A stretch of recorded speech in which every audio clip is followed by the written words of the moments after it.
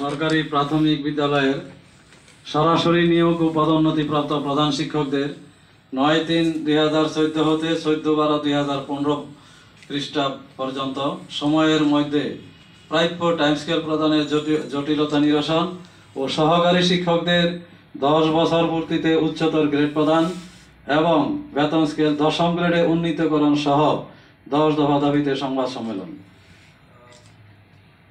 স্থান royal village Chinese restaurant and party centre, Maniknagar Bishwa road, Dhaka. তারিখ ৭ই জানুয়ারি ২০২২, সকাল ১১টা। সম্মানিত সাংবাদিক বন্ধুগণ, আসসালামু আলাইকুম। হিন্দু ভাইদের জন্য আদাব।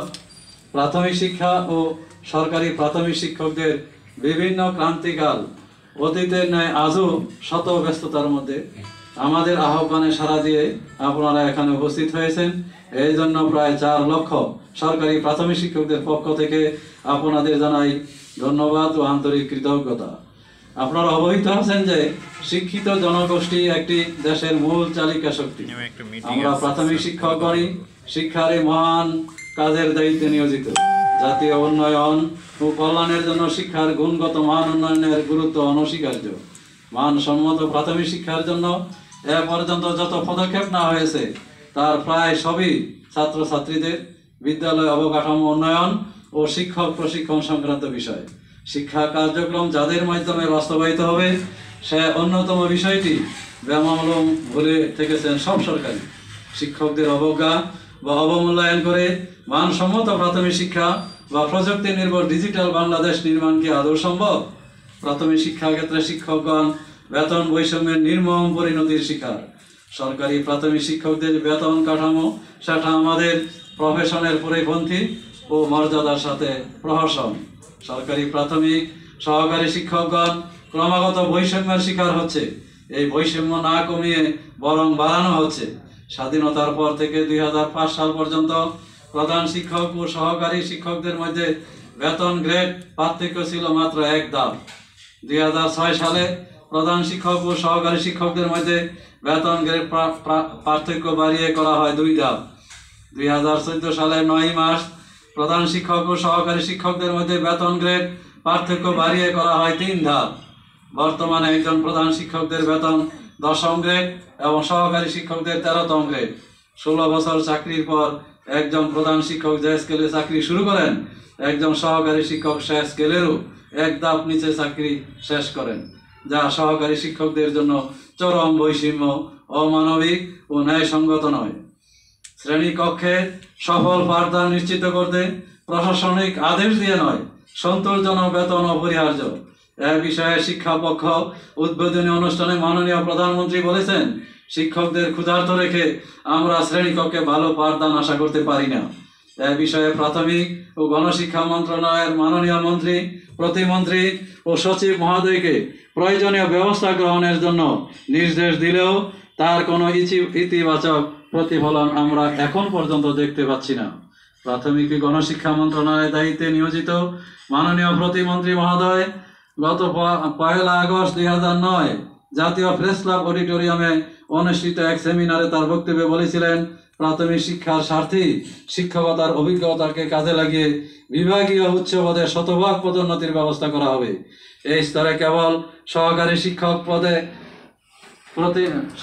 শিক্ষক পদে নিয়োগ দেওয়া হবে।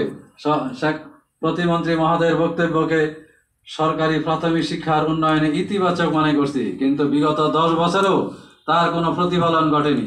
১৯৮৫ সালের নিয়োগ বিধি এখনো পর্যন্ত কার্যকর আছে।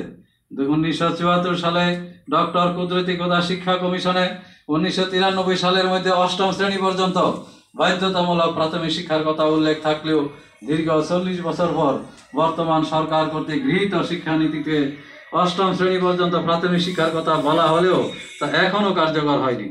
প্রাথমিক শিক্ষা ক্রমান্বয়ে ৮ম শ্রেণীতে উন্নীত করার সিদ্ধান্ত শুধু জরুরি নয়, সময়ের দাবিও বটে। সম্মানিত সাংবাদিক বন্ধুগণ, আমরা প্রাথমিক শিক্ষকগণ ও মাঠ পর্যায়ের কর্মকর্তাদের আন্তরিক প্রচেষ্টায় এদেশের প্রাথমিক শিক্ষার প্রসার ও উন্নয়নে অভূতপূর্ব সাফল্য লাভ করেছে। বাড়তি জনবল ছাড়াই আমরা প্রাথমিক শিক্ষা সমাপনী পরীক্ষা গত 10 বছর যাবৎ দ্রুততম সময়ে সম্পন্ন করে আসছি, যার পাশের হার 98%। ইতিমধ্যে আমরা বিদ্যালয়ে গমন উপযোগী শতভাগ শিশুর ভর্তি নিশ্চিত করেছি। প্রাথমিক শিক্ষা স্তরের সাথে সংশ্লিষ্ট শিক্ষক ও কর্মকর্তাদের সামাজিক মর্যাদা যুক্তিসঙ্গত বেতন কাঠামোতে অন্তর্ভুক্ত করা মানসম্মত প্রাথমিক শিক্ষার স্বার্থে অপরিহার্য। প্রিয় সত্য অনুসন্ধানী বন্ধুগণ, প্রাথমিক শিক্ষা ও এই পেশার সাথে সংশ্লিষ্ট শিক্ষকদের সাথে নিম্নলিখিত 10 দফা দাবি আপনাদের মাধ্যমে বর্তমান সরকারের নিকট উপস্থাপন করছি। দাবি সমূহ নিম্নরূপ: 1 ক স্নাতক ও স্নাতকোত্তর শিক্ষাগত নিয়োগ যোগ্যতার প্রেক্ষিতে যৌক্তিক কারণে সহকারী শিক্ষকদের বেতন স্কেল 10ম গ্রেডে উন্নীত করা। উল্লেখ্য যে সমযোগ্যতায় উচ্চ মাধ্যমিকের সহকারী শিক্ষক, পুলিশের সাব ইন্সপেক্টর, নার্স, উপসহকারী কৃষি অফিসার, বিভিন্ন মন্ত্রণালয়ের প্রশাসনিক কর্মকর্তারাও একই কারিকুলাম, একই সিলেবাস, একই শিক্ষার্থী দিনে কাজ করা পিটিআই সংলগ্ন পরীক্ষণ বিদ্যালয়ের শিক্ষকদের সকলের 10ম গ্রেডে বেতন স্কেল 10ম গ্রেডে দেওয়া হয়।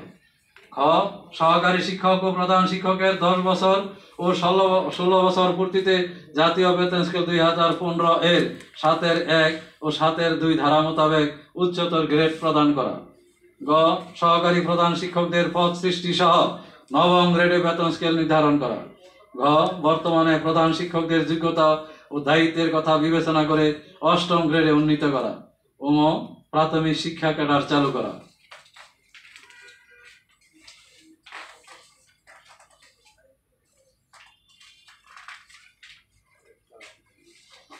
প্রিয় সাংবাদিক বন্ধুগণ, উক্ত 10 দফা দাবি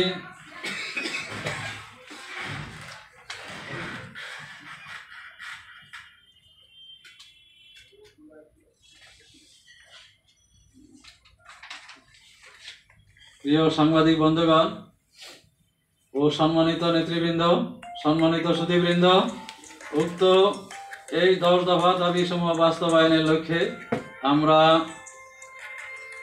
নিম্নলিখিত কর্মসূচি ঘোষণা করছি।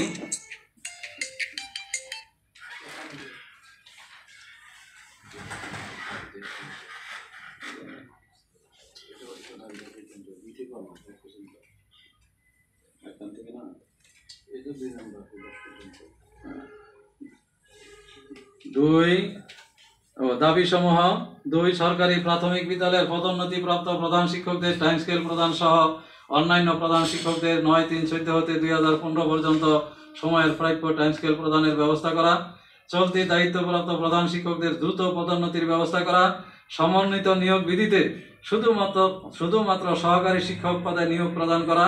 উক্ত পদ থেকে প্রাথমিক শিক্ষা প্রশাসনের সর্বোচ্চ পদ পর্যন্ত শর্তহীনভাবে পদোন্নতির মাধ্যমে পূরণ করা।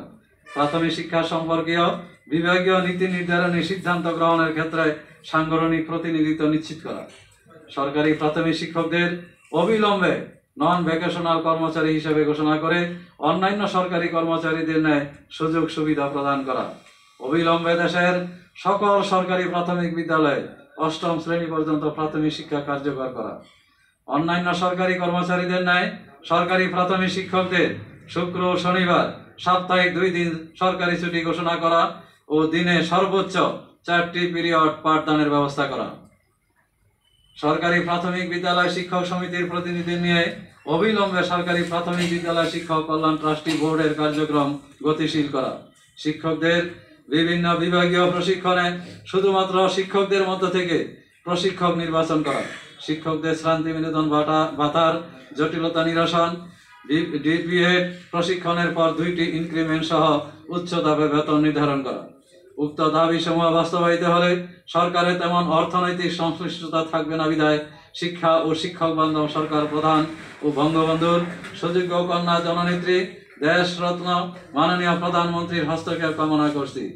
উক্ত দাবি সমূহ বাস্তবায়নের জন্য নিম্নলিখিত সাংগঠনিক কর্মসূচি ঘোষণা করা হলো।